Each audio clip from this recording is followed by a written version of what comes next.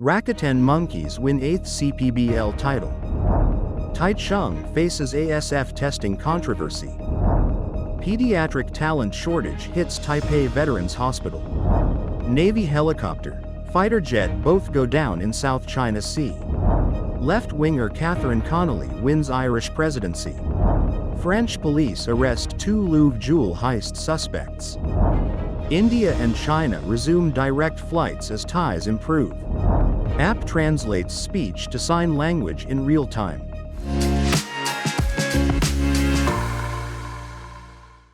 Hello, I'm Helen. Thank you for joining us on FUNDAY News. It is Tuesday, October 28th, International Animation Day, and here are your top stories. In local news, Rakuten Monkeys clinched their 8th CPBL championship title, marking another milestone in team history. To celebrate, 7-Eleven launched its Celebrate with Rakuten campaign, cheering congratulations to the Rakuten Monkeys on their 8th title. Let's celebrate together with all baseball fans. An African swine fever case was reported at a pig farm in Taichung district. The city government faced criticism for failing to test early. Officials gave conflicting accounts about which vet made the decision, with 3 different names mentioned, including a public veterinarian who deemed testing unnecessary. Taipei Veteran General Hospital President Chen Wei-ming said all 4 pediatric chief residents left to open their own clinics this year. He approved their decisions, saying private practice also served the public. Chen vowed to improve pay and working conditions to attract and retain pediatric talent. And in global news, a U.S. Navy helicopter and a fighter jet crashed separately into the South China Sea within the span of an hour during routine operations conducted from the same aircraft carrier on Sunday, with all personnel reported safe. The incidents occurred while President Donald Trump was on a visit to Asia. Speaking to reporters aboard Air Force One on Monday, Trump said the crashes were unusual and could be due to bad fuel, adding that the cause would likely soon be known. The U.S. Pacific Fleet said, all personnel involved are safe and in stable condition. The cause of both incidents is currently under investigation. It did not disclose the location of the aircraft carrier USS Nimitz, from which both the helicopter and jet were conducting routine operations. China's foreign ministry offered humanitarian assistance to the United States following the crashes.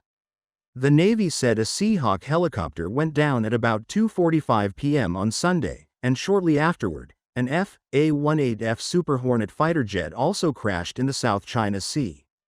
Trump is heading to Tokyo and will conclude his trip with a summit with Chinese President Xi Jinping on Thursday. Left-wing independent Connolly, who secured the backing of Ireland's left-leaning parties, including Sinn Féin, has won the country's presidential election in a landslide victory over her centre-right rival. Official results showed strong voter support for Connolly as president, a largely ceremonial role in Ireland. She won 63% of first preference votes once spoiled ballots were excluded, compared to 29% for her rival, Heather Humphreys, of the centre-right party Fine Gael. Connolly said Saturday evening at Dublin Castle that she would champion diversity and be a voice for peace, one that builds on our policy of neutrality. She said, I would be an inclusive president for all of you, and I regard it as an absolute honor. Humphreys conceded defeat before vote counting had finished. Connolly, a former barrister who has served as a lawmaker since 2016, has been outspoken in criticizing Israel over the war in Gaza. She has also warned against the European Union's growing militarization following Russia's full-scale invasion of Ukraine. Ireland has a tradition of military neutrality, but her critics have said she risks alienating the country's allies.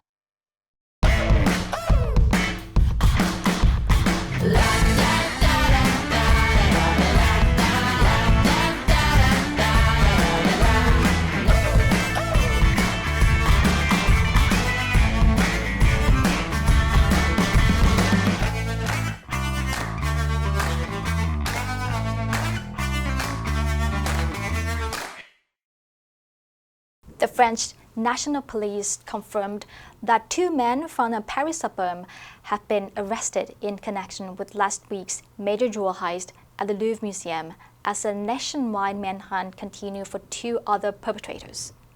Investigators said they matched trace DNA evidence recovered from a helmet left at the scene of the crime to one of the suspects, enabling police to place the alleged thief on the phone and physical surveillance.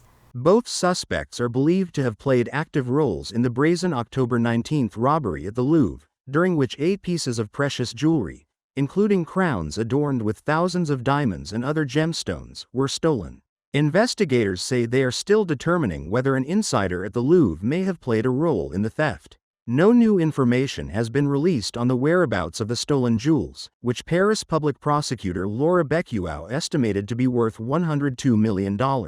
French Interior Minister Laurent Nunez praised investigators for making the arrests in a social media post on Sunday. Direct flights between India and China have resumed as relations between the countries appear to be thawing. The Indigo flight from Kolkata landed in Guangzhou on Monday, carrying about 180 passengers. Flights between the 2 countries were first suspended during the COVID pandemic in early 2020 and did not restart after a deadly clash in the disputed Himalayan border area escalated tensions. However, the 2 countries have been steadily rebuilding relations, and last year they reached a landmark agreement on border patrols. The Indian government said the resumption of direct flights would facilitate people-to-people contact and help the gradual normalization of bilateral exchanges, according to a statement announcing the development earlier this month. It is part of a series of developments indicating a gradual normalization of ties between the neighbors. In August, Indian Prime Minister Narendra Modi visited China for the first time in 7 years, meeting President Xi Jinping on the sidelines of the Shanghai Cooperation Organization summit. Earlier that month, Chinese Foreign Minister Wang Yi had visited India and discussed de-escalation, delimitation, and boundary affairs with officials in Delhi. A Kenyan entrepreneur who designed an app that translates speech into sign language using AI-powered 3D avatars has won a major award for African innovation, called TURP 360. It is a web-based app that uses 3D avatars to provide sign language translations from speech in real time, allowing users to communicate without relying on human interpreters. The creator, Elisavatia, said, "Think of it as Google Translate for sign language. It takes speech and text input and output for the realistic avatar signing." Savadia was awarded $67,000 on October 16 by the UK's Royal Academy of Engineering for winning its prestigious Africa Prize for Engineering Innovation, which recognizes entrepreneurs developing technology to address challenges on the continent. His innovation was selected from 4 finalists across Africa by a panel of 7 judges during a ceremony in Dakar, Senegal. Savadia explained that deaf people in Kenya often struggle to access essential services because many service providers don't know sign language. There are more than 300 sign languages in use worldwide and about 30 in Africa. TURP 360 currently translates English and Swahili into Kenyan Sign Language. The answer for yesterday was C, facilitate. The new software will facilitate communications between teams. Did you answer correctly? Now let's delve into today's news. French police arrest 2 Louvre jewel heist suspects. Number 1, manhunt. 追捕行动, 搜捕. Police launched a massive manhunt after the suspect escaped from prison. Number 2, recover. 恢复, 找回. She managed to recover her lost wallet after asking around the neighborhood. Number 3, surveillance. 监视, 监控. The area is under 24-hour surveillance for security reasons. Next, we have a multiple-choice question for everyone to practice. Which answer would you choose? You can write your answer in the comment section. The correct answer will be announced tomorrow. The International Film Association was originally established in France to recognize all forms of cinema and art.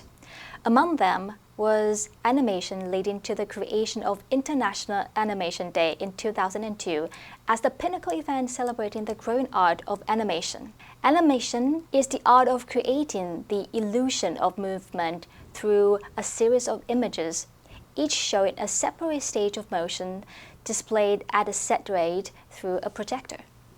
And that's all for today's FUNDAY News. Be sure to tune into FUNDAY News from Monday to Friday and click the link below to join FUNDAY for free. I'm Helen, your host. I'll see you next time.